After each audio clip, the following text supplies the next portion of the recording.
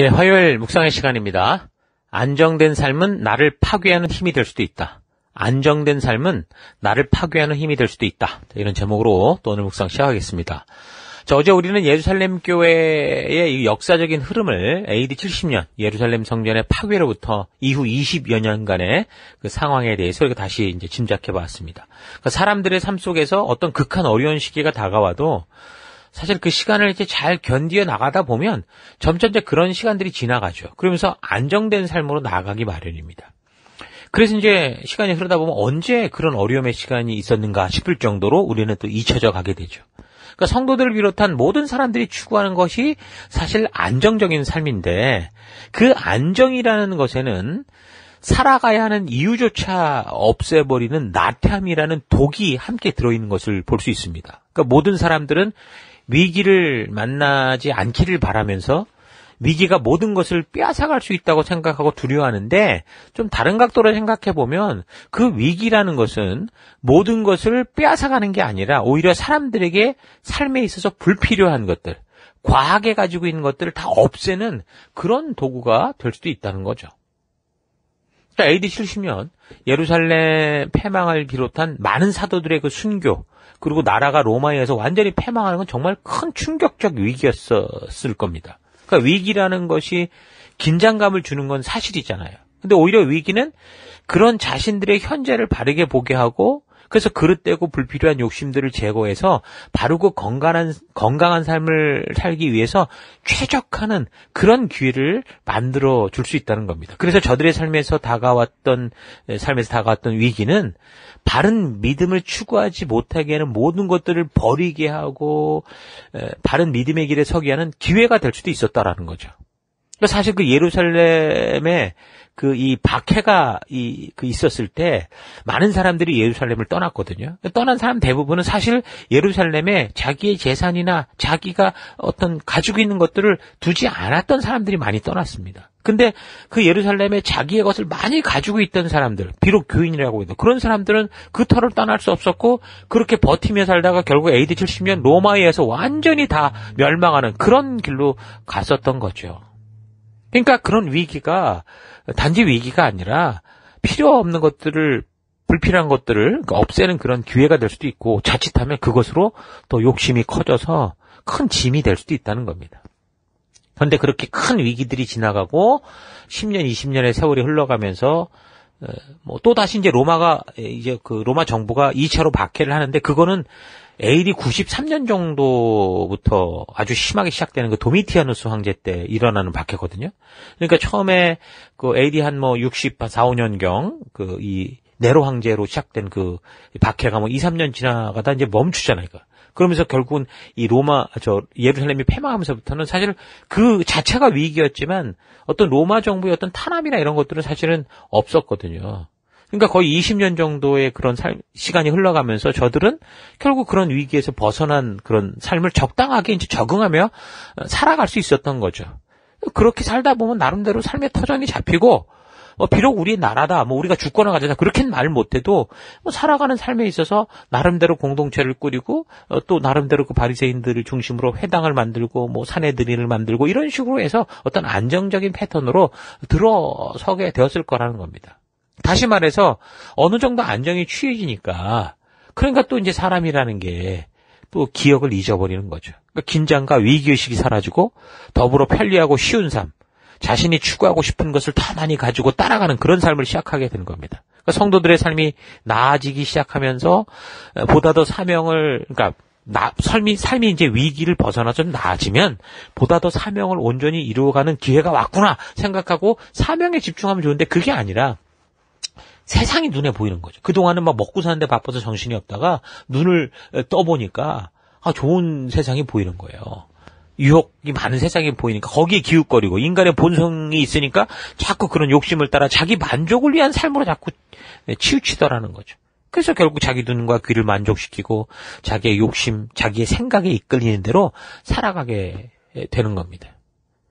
그러니까 사도 요한의 서신을 보면 요한의 서신들을 보면 세속을 사랑하지 말라 그런 이야기들이 나오고 또 거짓 교사들의 가르침에 속지 말라 그렇게 하는 거를 볼 수 있거든요. 그럼 뭘 하는 겁니까? 만약에 교회가 성도가 아주 위급한 시기, 생존의 문제에 걸려 있었다면 세속을 사랑하고 말고 뭐 어쩌고 할 그럴 겨를도 없고 그럴 말할 필요도 없죠.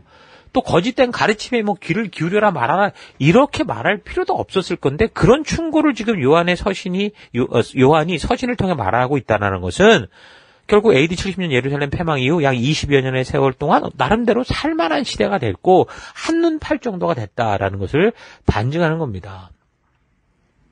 도미티아누스 황제가 이제 곧 박해를 한다고 그랬잖아요. 그때 보면 급박한 박해가 있었기 때문에 그때 사도 요한이 적은 편지가 요한계시록인데 그 박해받는 성도를 향해서 이 계시록의 편지를 통해서 다른 얘기 안 합니다. 아주 절박한 소망, 재림을 향한 소망, 순결한 신앙, 안타까운 그런 이 마음으로 위로를 막 전하고 그러거든요.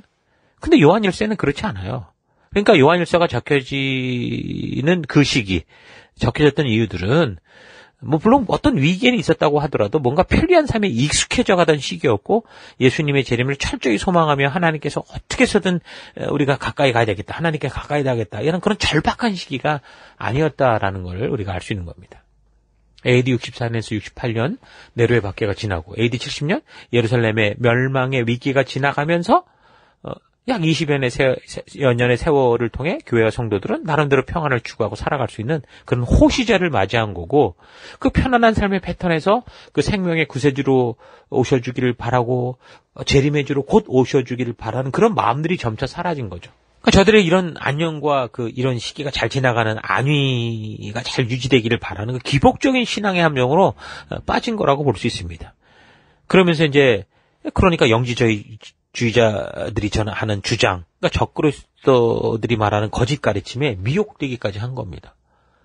그러니까 적그리스도라고 불리는 예수를 그리스도로 인정하지 않는 영지주의적 사상들이 추구하는 바는 결국 이원론적인 구분이거든요. 영의 세계와 육의 세계. 육체는 악하기 때문에 죄를 지을 수밖에 없고 윤리 도덕적 타락이 될 수밖에 없다. 이런 식으로 이해하는 식이고 또 영적인 것은 거룩하기 때문에 영과 이 육이 어떻게 하나 될 수 없다. 이런 식의 주장이거든요. 그러니까 이런 신앙의 태도는 어떻게 됩니까? 이런 생각은 결국 회개하며 우리가 분명히 용서받고 돌아서야 될 죄악을 그냥 용납하는 식이 되는 거예요. 왜? 육은 그럴 수밖에 없으니까. 이런 식으로. 그래서 하나님의 말씀이 삶의 절대 기준이 돼서 자신의 죄를 회개하고 돌이켜서야 되는 이 성도들이 그냥 죄 가운데 버물려 살아가면서도 원래 육에 속해 살아가는 사람은 원래 이런 거야 라는 식으로 마음에 부담 없이 자기 생각대로 교회를 다니고 예수의 이름을 이용해서 그냥 자기의 죄를 목욕탕에서 때 밀듯이 밀고 세속주의와 더불어 살아도 괜찮다라는 그런 식의 주장, 이런 식의 그런 삶의 패턴으로 쉽게 유혹되고 미혹돼 갔다는 거죠. 그러니까 삶의 안정이라는 거는 참 인간들이 살아가는 일에 필요한 거죠. 항상 불안하게 살 수는 없습니다.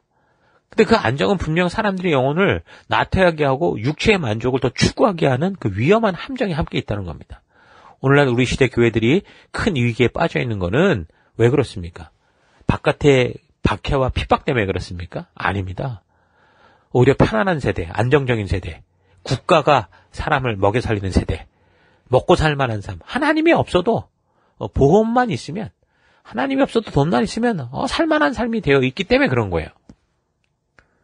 그러면 그런 게 안정적인 삶이라고 만약에 말한다면 그렇게 먹고 살만하니까 정말 하나님이 우리를 땅에 보내신 그 사명을 따라 이웃사랑을 실천하고 하나님이 기뻐하시는 삶을 살아가느냐 하면 그러지 않는다는 거죠. 그게 아니라 오히려 배부른 이 배를 더 배부르게 하길 원하고 내가 가진 이 집에 더 이상 채울 공간이 없어서 더 다른 집을 만들고 또 다른 집을 만들고 또 창고를 만들고 또 창고를 만들고 더 고급화시키고 차별화시키고 남보다 더욱 많이 가지고 높은 권세를 쥐고 있는 자신의 이런 이 현재 이 힘과 기득권을 막 자랑하고 계속해서 다른 사람들에게 칭찬받는 높은 자리에 서서 사람들에게 정말 이 존경받는, 그러니까 사탄이 하나님의 자리를 탐하던 그런 교만에 빠져 있는 거죠.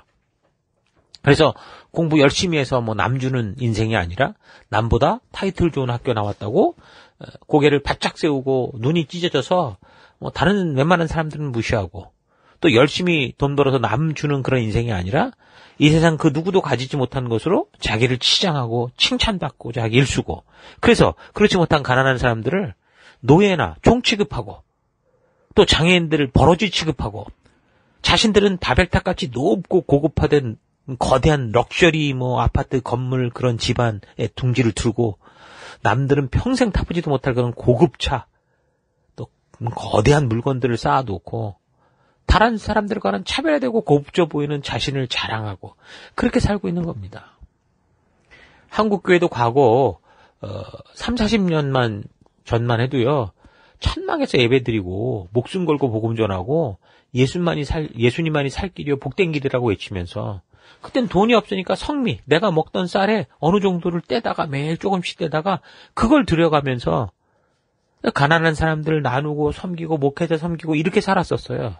근데 이제는 완전히 막 현대식으로 바뀐 오늘날 보안이 완전히 철저한 그런 웅장한 교회당에서 완전히 방송국 저리 가라는 그런 장비 들여놓고 아주 편리한 신앙생활을 추구하면서 밖을 향해 복음을 외치는 그런 일들, 나가서 나누어야 되고 함께하는 그런 일들을 완전히 잊었다 할 만큼 그런 삶을 살고 있죠. 더 나아가서 세상을 변화시킬 교회가 세상의 그 편리한 것과 유행을 교회 안으로 끌고 들어와서 세속화가 가속화돼서 교회 안에서조차 자기만족, 자기욕심을 위한 그런 삶의 패턴으로 이기적인 삶보다 빠져 있는 걸 봅니다. 선교나 전도, 생명을 낳는 생명을 세우는 이런 우리의 본질적인 이 목적에 있어서 교회 성도가 존재하는 이 이유가 아니라 그거는 이미 그냥 행사처럼 됐죠. 그래서 행사를 한번 하면 아주 화려하고 그 많은 돈들을 투자하는데 본질적으로는 하나님의 뜻이 빠진 그냥 거칠의 행사, 종교적 행사가 되어버린 겁니다. 그러니까 그걸 통해서 하나님을 닮아가고 하나님과 동행하는 게 아니라 하나님은 저 높은 데 계시고 우리는 여기서 큰 잔치, 종교잔치를 벌이는 그런 일들이 되는 거죠. 그러니까 성도들이 하나님과 목숨을 걸고 동행하기 위한 그런 관계로 나아가는 게 아니라 이제 수고하신 우리 하나님은 그냥 우리가 비싸게 지은 이 좋은 당, 이 좋은 교회당에 계시면 되고 나오시지 마세요. 그냥 여기 계세요. 이런 거죠. 그 화려한 교회당의 강단 높은 곳에서 우리가 드리는 이 예배와 제사를 받으시면 됩니다. 이렇게 생각하는 겁니다. 그러면서 하나님께서는 절대로 자신들의 생각대로 살아가는 이 편리한 삶을 방해하지 말고 우리에게 지금보다는 좀 더 나은 삶, 조금 더 가지는 그런 삶을 좀 제공하는 능력이 있잖아요. 전능하시잖아요. 그런 걸 좀 주는 그런 존재가 되면 좋겠습니다. 이런 식으로 살고 있는 거죠. 여러분, 예수님의 생명이 바쳐져서 하나님과 끊어졌던 관계를 회복시켰는데 인간들은 그 하나님을 종교의 사유의 대상 정도로만 보거나 인간의 삶을, 나의 삶을 이롭게 하는 그런 역할을 대신해주는 종교적 어떤 우상관계로 추락하고 있는 이런 모습들 우리가 좀 잘 분별하고 오늘 우리의 삶 속에서도 내 삶 속에 그것이지 않은가 잘 우리가 말씀으로 분별해서 우리 주님이 우리를 원래 부르신 그 자리로 나아가는 우리가 됐으면 좋겠습니다. 자, 오늘 하루 나의 신앙은 하나님과 살아있는 관계 가운데 있는지 아니면 나도 모르는 사이에 세속의 것들에 익숙하여지고 또 믿음의 길을 걷는 것에 또 불평과 불만이 많아지고 있지는 않은가 되돌아보십시다. 전도와 생명을 세우는 것이 교회와 성도로서의 존재의 목적인데 어느 순간인가 이런 게 귀찮아지고 순종하며 나아가기보다 자꾸 변명과 핑계들이 늘어나고 하나님의 부르신 가운데 나아가기에 너무 바쁜 그런 삶을 살고 있지는 않은가 좀 되돌아보자는 겁니다. 이 세상에 누구든 다 안정적인 삶을 추구하며 나아가고 있는 이런 세상의 삶 속에서 우리 성도들 또한 이 세상 속에서 생존하기 위한 그런 흐름을 피해갈 수 없을 건데 그래서 그런 삶을 살아야 하는 우리의 현실에서 중요한 것은 그 안정적인 삶이라는 게 그냥 내 삶이 편리하고 내가 하고 싶은 것을 하게 하는 그런 터가 되니까 그저 세상의 모든 사람들이 그 안정과 번영 자체가 목적에 대해 달려가듯이 나도 그렇게 가겠다는 것이 그런 게 목표가 아니라 우리가 이 땅에서 복음을 전하고 외치는 나그네 된 소명자로서의 삶을 살아간다고 해도 삶의 안정성은 당연히 필요한 과정이기 때문에 안정과 번영 자체가 삶의 목적이 되지 않고 내게 주신 이 사명의 삶을 이루어갈 수 있는 디딤돌이 되게 하는 게 중요한 겁니다. 그러니까 너의 쓸 것을 아신다고 하신 하나님의 약속을 믿고 우리에게 처한 현실의 삶에서 소명을 잊지 않고 믿음으로 부지런히 사는 게 중요한 거죠. 그렇게 소명의 과정이라는 것을 그것을 잊지 않는다면 어느 순간 안정적인 삶이 돼도 그런 안정에 그냥 이렇게 빠져드는 게 아니라 그걸 넘어서 사취와 번영으로 나아가자는 그 함정 이런 데로 빠지지 않을 겁니다. 우리가 하는 모든 일들에서 주님이 주신 사명과 존재의 목적을 잊지 않는다면 우리 성도들은 하나님이 주신 각자의 달란트를 가지고 세상에 보냄을 받은 각 분야에서 최선의 노력을 통해 그 분야의 전문적인 사람으로 성장하여 높은 곳에 이르는 거 좋죠.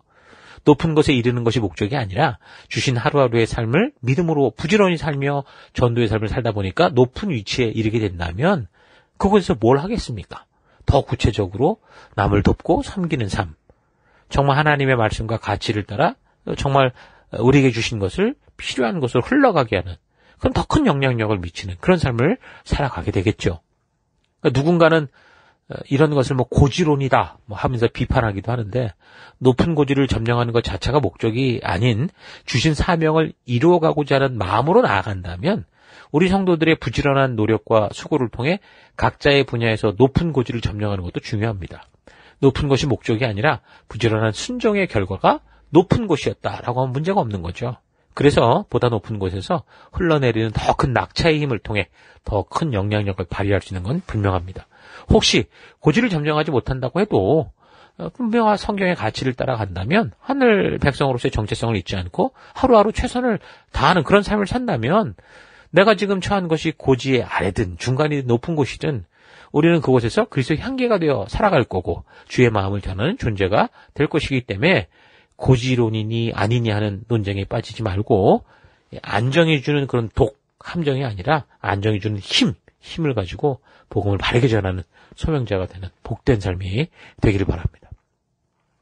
늘 반복되는 그 믿음의 삶 속에서 자신도 모르는 영적인 나태를 통해 세상에 동요되는 삶이 아니라 각자의 삶의 곳곳에서 변함없는 하늘의 백성으로서의 정체성을 가지고 부지런히 살아감으로 내가 처한 것이 고지의 어느 부분이든 바로 그곳에서 거룩한 빛된 삶을 살아가는 그런 하루가 될 수 있기를 주님으로 축원합니다. 자, 오늘 하루도 힘내십시오. 잠시 기도하겠습니다.